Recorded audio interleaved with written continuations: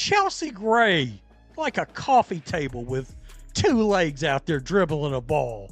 For real? And I'm talking about, yes, the personnel people, the front offices, the leadership in this league, because you see this kind of thing and you just shake your head. You're like, well, wow, that doesn't seem like there's a lot of basketball that went into those decisions. That opening line tells you everything you need to know about what we're diving into today. Chelsea Gray compared to a coffee table with two legs. That's not just trash talk. That's someone who's genuinely baffled by what they're watching from WNBA General Managers. Because the league just released their annual GM survey, and the results are so disconnected from reality that even casual fans are scratching their heads. We're talking about decisions that appear to have nothing to do with basketball performance and everything to do with something else entirely. They just forgot Caitlin Clark even existed. Guys, let us understand something. If the entire rest of the league feels this way, how the hell do you think the Indiana Fever feel? Their front office. More so, let's just take a look at their coach. Her preferences. Just throwing it out there. Checking all the right boxes. So here's what happened. The WNBA released their General Manager Survey for 2025, and it's essentially a poll where all the GMs in the league vote on various categories. Best point guard, best shooting guard.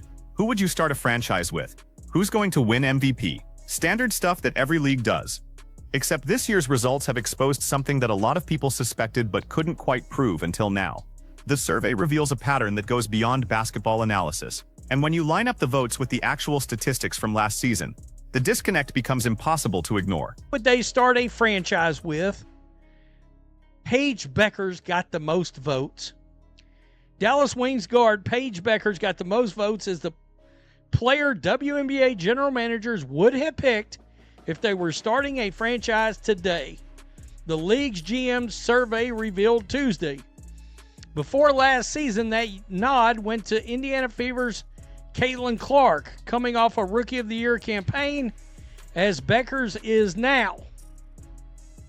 A'ja Wilson and Clark were second with 20% of the vote. Wilson is 29, Bueckers and Clark are 24. Clark. Let's start with the franchise player question, because this is where it gets interesting. General managers were asked who they would pick if they were starting a franchise from scratch today. Paige Bueckers got the most votes. Now Paige is talented, no question. She's coming off a strong season at UConn. But here's the thing, she hasn't played a single WNBA game yet. She was limited to just 13 games in her college season due to injury. Meanwhile, Caitlin Clark just completed a rookie campaign where she averaged 19.2 points and 8.4 assists per game. She broke the WNBA rookie assist record. She led the Indiana Fever to the playoffs for the first time since 2016. She drove ratings through the roof and sold out arenas across the league, and she got 20% of the GM votes, tied for second with A'ja Wilson. Baffling. I can't even explain it. I do not understand it. I don't get it. I'm not going to get it. Who is the best point guard in the WNBA? Chelsea Gray, 73%.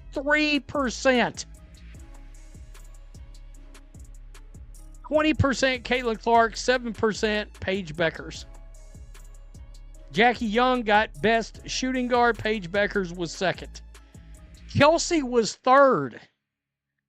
Sabrina was fourth. If I'm Sabrina Ionescu, I'm like, oh, I'm fixing a wreck shop on y'all's asses this year. I mean, wow. But the franchise player vote isn't even the most baffling result. The best point guard category is where this survey completely falls apart. Chelsea Gray received 73% of the votes for best point guard in the WNBA. Caitlin Clark got 20%. Paige Bueckers got 7%. Now let's look at what actually happened on the court last season.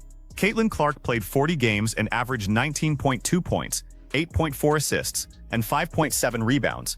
Chelsea Gray played 44 games and averaged 11.1 points, 5.4 assists, and 3.9 rebounds. There is not a single statistical category where Chelsea Gray comes close to Caitlin Clark's production. Not one. Apparently, she is not good at anything. This was my look at this. I love how it went from 50-50 to 73-20. I'm just going to drop something real quick. Caitlin Clark's stats last year: 16.5 points, 8.8 assists, 5 rebounds. And this is Chelsea Gray.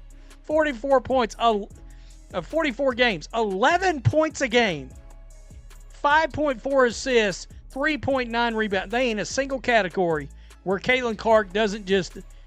And it's not just about the numbers, though the numbers are damning enough. If you watch these two players on the court, the difference in impact is immediately obvious. Caitlin Clark controls games. She dictates pace, creates shots for teammates, and takes over in crucial moments. Chelsea Gray is a solid veteran point guard, but she's 35 years old and coming off multiple injury-plagued seasons. In fact, they played together in a recent exhibition game in Puerto Rico. Same court, same game, direct comparison, and the performance gap was exactly what the statistics suggested it would be. Which makes you wonder, what exactly are these general managers watching? Well, folks, it is not. It is not. By the way, they're 8 up with A'ja Wilson too, right? 60% of general managers chose A'ja Wilson as the 2026 MVP. So this year, right? They also voted her as the best forward and best center. So she got the nod at 2 positions. Breanna Stewart got edged out. Jonquel Jones. The survey also named A'ja Wilson as the overwhelming favorite for 2026 MVP, with 60% of GM votes.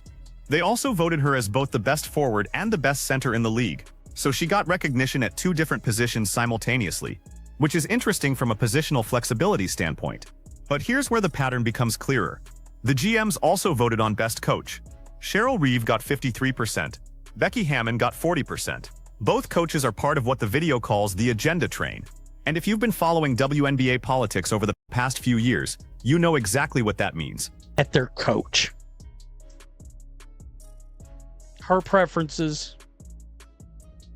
Just throwing it out there. Checking all the right boxes. Wow. Is there anything that a Stephanie White and a Paige Bueckers has in common? Oh, comes into the league. White. Black girlfriend. Are the boxes being checked as far as you're concerned? Are the alarm bells going off? There's a reason why so many people will not give this league the time of day. Let's address this directly, because it's the elephant in the room that nobody in mainstream WNBA media wants to acknowledge. The league has a very specific cultural and political identity, and there's a strong perception, backed by patterns like this GM survey, that decisions about recognition, awards, and opportunities are influenced by whether players and coaches align with that identity. Stephanie White just became the new head coach of the Indiana Fever. The video points out that she checks certain boxes in terms of the league's preferred demographics and lifestyle choices. Whether that played a role in her hiring is speculation, but the pattern of who gets opportunities and recognition in this league has been consistent enough that fans are noticing. Oh, Caitlin's going to be on one this year. First, the media have her second team. Now this bollocks laughing my ass off even asked Caitlin would straight, what does that say, bat these polls with a smile, but deep down, she will want to prove again. Have a point to prove again. Apparently, she is not good at anything. This was my, look at this. I love how... Think about what this GM survey is really telling us. These are the people running WNBA franchises. They're responsible for drafting players, signing free agents, building rosters, and making multi-million-dollar decisions. And they're publicly stating that Chelsea Gray, who averaged 11 points and 5 assists, is a better point guard than Caitlin Clark, who averaged 19 points and 8 assists while breaking rookie records. That's not a minor disagreement about playing styles or team fit. That's a fundamental disconnect from observable reality. And it raises a serious question. If general managers are making personnel decisions with this same logic, how competent is the leadership running this league? Voted the best coach at 53%, Becky Hammon at 40%. Both of those coaches also part of the agenda train. Just pointing out. Oh, lifestyles match. Lifestyles match with what we're looking for in this league.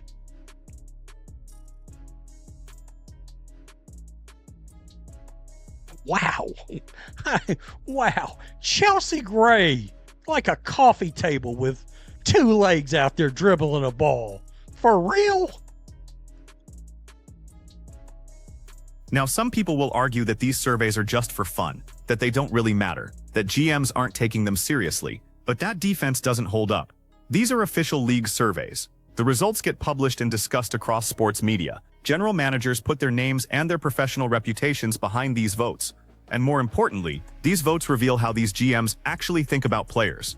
When they're evaluating talent for their own rosters, this is the framework they're using. These aren't random fans voting in a Twitter poll. These are the people with the power to shape careers and determine which players get opportunities. The implications go way beyond a silly survey. This is about whether the WNBA is being run as a meritocracy or as something else entirely. Oh, it went from 50-50 to 73-20. I'm just going to drop something real quick. Caitlin Clark's stats last year: 16.5 points, 8.8 assists, 5 rebounds. And this is Chelsea Gray.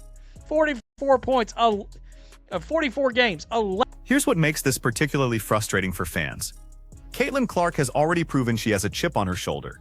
She's already demonstrated that she'll use perceived slights as motivation. When the media put her on second-team All-WNBA instead of first-team, she didn't complain publicly, she just went back to work. And now the general managers are telling her that despite breaking rookie records, despite leading her team to the playoffs, despite transforming the league's visibility and revenue, she's still not as good as a 35-year-old point guard who can barely stay healthy.